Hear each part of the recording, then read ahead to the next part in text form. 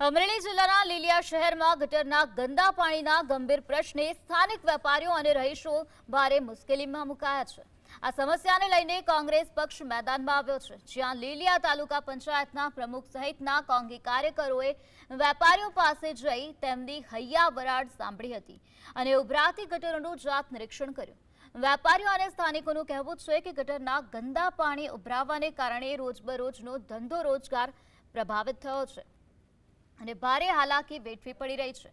સ્થાનિક તંત્રના અધિકારીઓ દ્વારા રજૂઆતો સાંભળવામાં આવતી ન હોવાના આક્ષેપ સાથે કોંગી નેતાઓએ આગામી સમયમાં તંત્રને જગાડવા માટે ભગવાન હનુમાનજીને આવેદનપત્ર પાઠવીને રજૂઆત કરવાની અનોખી જાહેરાત કરી છે।